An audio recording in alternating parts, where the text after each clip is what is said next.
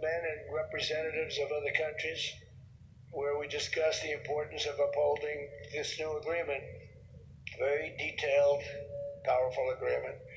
I also want to thank several foreign guests and dignitaries in attendance to celebrate this magnificent event, including the President of Angola. Please, would you stand? And so great to see you. Thank you. The President of Burundi. Thank you very much. Great to see you again. The President of Kenya. We have the Olympics here. You know, they do very well in the Olympics, those runners. I don't know what the heck you do with those runners, but they are very good. I've been watching them for a long time. So we have the Olympics coming to the United States. You know that. Thank you very much. And you'll come as our guest. Thank you. And the President of the Council of Ministers of Togo. Thank you. Thank you very much. The Vice President of Uganda. Thank you. It's such a beautiful color. Like all these guys are wearing these dark suits. You just stand out for a lot of reasons. And beautiful. The Foreign Ministers of Qatar. Thank you. Thank you very much. Say hello to my friend, great man. And the United Arab Emirates. Yeah, Thank Trump you. do more for blacks than blacks do Thank for you. blacks. My regards, right? Understand me? And the chairman of the He's African racist. If he Union was racist, he Commission. wouldn't be at this summit meeting. You've done a Goddamn it, fantastic ending the job, war and that's been thank you for going all on your for help. years. We Why appreciate all your Barack help. Obama ain't in this war? Special group of people. A very special thanks as well to Secretary of State Marco Rubio. Marco, please stand. Thank you. Understand me? And thank you for putting a certain Black name Lives on Matter, that right? game. I said, boy, that is that blew up Or last don't night. even matter Said when that's a when y'all great wanted honor. to It fit really your is in this narrative. building. It's a great honor. Thank you very much. This I is see real you. black A lot to power do right with that. here. King Just a Trump little ending the bit. war that's been going on Thank for you. Appreciate years, it. And Senior Advisor decades. for Africa, Mossad Boulos, who's been fantastic. Thank you, Mossad. Salute, King Trump. All of these Salute. people, every one of them were indispensable in forging this agreement. Let me also recognize Senators Mike Rounds and Lindsey Graham. Lindsey, thank you. Mike, wherever you may be. Thank you. Thank you, Mike. Okay, Lindsey. Representatives Lindsey Ronnie Graham. Jackson. Where's Ronnie? Ronnie is that great guy. He won his race in Texas by 48 points, right, Ronnie? So I have to ask if he's in any By I don't even have to landslide. endorse him anymore. It doesn't matter. Save the paper, right? Great job. Chris Smith. Chris. Thank you, Chris. Great. Good job. Trent Kelly. Trent. Thank you very much. Thank you. And the acting president of the Institute for Peace, Darren Beatty. Thank you, Darren. Very Fake much. news won't talk about Thank this. you very much, sir. For more than 30 years, one of the worst conflicts on earth 30 has years. been raging in eastern Congo. Millions and 30 millions of years. people have been tragically killed. God damn Went it. on forever. And countless more have been displaced from their homes. Families have been destroyed. It's been a disaster. Many administrations have tried, but probably not too hard. Facts. Who preceded me? But they tried. It said they've tried. But we tried harder to end this conflict. But they've Dirty war accomplished, conflict. obviously they accomplished very little because the killing went on at levels that just got worse and worse. And today we're succeeding where so many others have failed, and this has become the 8th war that we've ended in less than 1 year. Such an exciting thing to do. This has been a really, because we're talking about 30 years of fighting, 30 years, Wow. much more than 10 million lives. Last June, thanks to the efforts of Secretary Rubio and Mr. Boulos, Rwanda and the DRC reached a landmark agreement to move toward peace. They started the process. I met with some of their great representatives who are here also. And we started a great process. The compact we're signing today, which will be known as the Washington Accords, everybody sort of liked that name, formalizes the terms agreed to in June including a permanent ceasefire, the disarmament of non-state forces, provisions for refugees to return to their homes, and justice and accountability for those who have committed illegal atrocities. Very importantly, this agreement also creates a new framework for economic prosperity. There's tremendous wealth in that beautiful earth. It's beautiful earth. But it was stained badly with blood. Tremendous Bloodshed. amounts of blood. But in the region that Revolution will was support going a on. lasting peace and the Democratic Republic of the Blacks Congo and killing Rwanda have blacks. agreed to more closely integrate their economies with each other rather than fighting. And they'll be doing that. These two gentlemen are very smart, and I think they liked each other a lot. I spent time with them. I think they liked some people may be surprised. I really do. I think they've spent a lot of time killing each other, and now they're going to spend a lot of time hugging, holding hands, and taking advantage of the United States of America economically like every other country does. So they're going to do very well, but they do have some very valuable Resources. things. They're going to have a lot of money and a lot of success, and I think they're going to get along really well, so I hope so. Thank you very much. Look at them. Look at the way they love each other.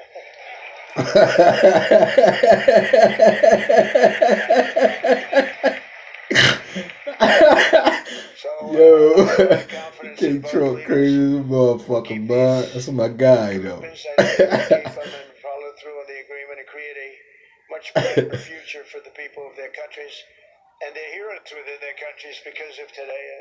This is a big story. Right. And fake news ain't gonna talk about it. So much is being written and said. All of the newscasts have it at the top of the list, and they are heroes, and we want to keep it that way. Today, the United States is also signing our own bilateral agreements with the Congo and Rwanda that will unlock new opportunities for the United States to access He said he racist, though. Provide Fuck out of here, you fucking house niggas. With slander. Some of our biggest and greatest companies. They known for slander. The two countries. This man and they're ending fucking wars that been going on for 30 years. The assets and pay, and everybody's going to make a lot of money. These are just two of the many new agreements related to mineral supplies that my administration has achieved this year, including with Australia, Japan, Kazakhstan, Malaysia, South Korea, and many other countries. With all of these agreements, we're forging new economic security partnerships that protect the interests of America and our friends and partners, and a core feature of my administration's national security strategy. Fake news ain't gonna tell y'all this. Fake news gonna hike y'all taxes up and beat y'all over the head with foolishness. And it's given us really great national security. We'll be paying down debt. We'll be making distributions to people, and we're really doing a job. It's amazing. I was with a gentleman, the future king of Saudi Arabia, and you've heard me say this a couple of times, but 2 months ago when I was over there, he said, and actually Qatar is represented today, and UAE is represented, and your leader said the exact same thing, different words, but the exact same thing, that 1 year ago they thought our country was dead, and now our country is the hottest country anywhere in the world. We're the hottest country anywhere in the world. Facts. Nobody's ever seen anything like it. We have over $18 trillion. That's just in 10 months. Pledged for being invested or pledged to be invested in the United States. Think of that, 18 trillion. The highest amount we've ever had is 1.5. Under the Biden administration, they did much less than 1 in 4 years. Think of that. So they did less than 1 trillion in 4 years. We have 18 trillion in 10 months. Damn. No other country. 18 trillion in 10 months. The Biden administration only got 1 trillion in 4 years. Make it make sense. These democratic cities raising y'all taxes and electric and water bills, paying for them illegal migrants. For your vision and for your courage, because it's made it possible to begin healing old wounds and transcending past differences and creating a future where every child of God can live in dignity, prosperity, and peace. And these are two very good men, and they're two potentially very strong countries. I'd like to now invite President Kagame to come up and say a few words. It's Rwanda. And then, if I may, President of DRC, who really is doing a great job. These are two men that are doing a great job. And again, they are so respected because of what they're doing today and the mission that they've really, I think, accomplished. And we'll see how it all works out, but I think it's going to work out really great. They want to get on to other ways of living for their people, and they're great leaders. Thank you very much. Please, Mr. President. Thank you.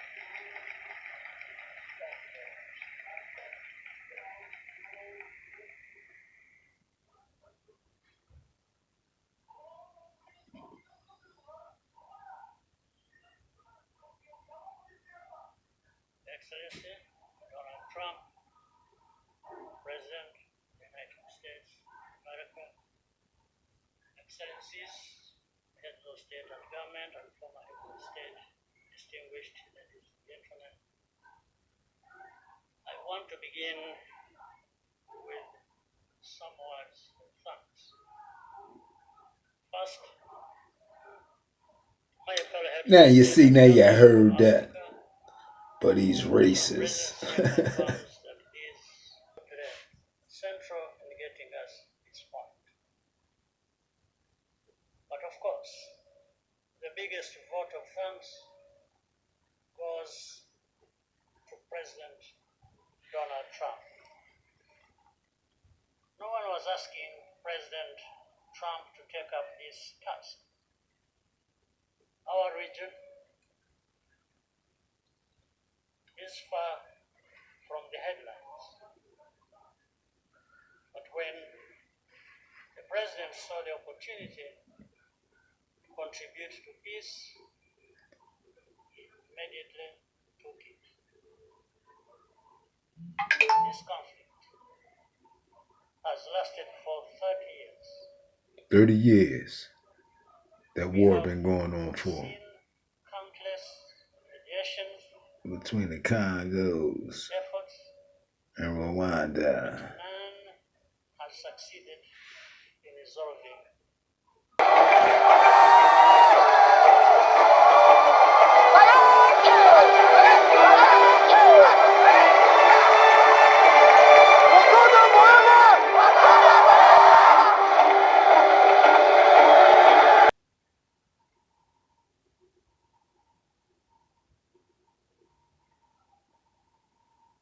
Number one, Trump hit, but I'm gonna start with number one. But I'm gonna start with number one, Trump. But I'm gonna start with number one, Trump himself. He's racist. But I'm gonna start with number one, Trump himself. He's racist. But I'm gonna start with number one, Trump himself. He's racist. I've been saying that. I said that during the campaign. Anybody that would adopt the objectives of Project 2025 truly believes in a racist ideology. Donald Trump, do you think Donald Trump is racist? I do. You do. And I'll tell you why. It's tough to say that somebody... Do you think Donald Trump is racist? I do. You do. And I'll tell you why. It's tough to say that somebody is not racist when they're doing all the racist things. You know, sometimes I feel like we need to invent like a racism Richter scale. Because racism in America is such a loaded word. It feels like people are more afraid of being called racist than actually being racist. Nobody wants to be called racist. No, people go, don't call me racist.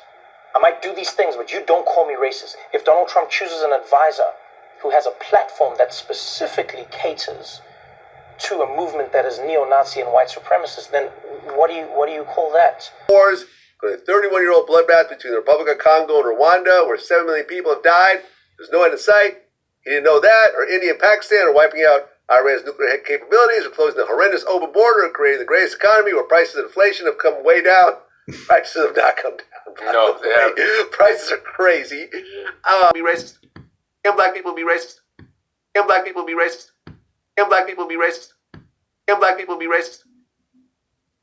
Can black people be racist? Yeah. It's always an interesting conversation. Yes. I Black agree. people can be racist. I agree. Yes, black people can be racist. Like, because I think sometimes when we think race, we think black and white people. It's not even always that. Like, black people can be racist to any other marginalized community. Like, know. You got more questions, but I tell you, if you have a problem figuring out whether you're for me or Trump, and you ain't black, it don't have to for me or out whether you're for me, out whether you're for me or out whether you're for me, out whether you're for me or out whether you're for me or out whether you're for me or Trump, and you ain't black. It don't have nothing to do with Trump. It has to do with the fact I want something for my community. I would love to see. Take a look at my record, man. I extended the voting rights 25 years. I have a record that is second to none. The NAACP's endorsed me every time I've run. I mean, come on. Take back the streets. It doesn't matter whether or not the person that is accosting your son or daughter or my son or daughter. Take back the streets. Take back the streets.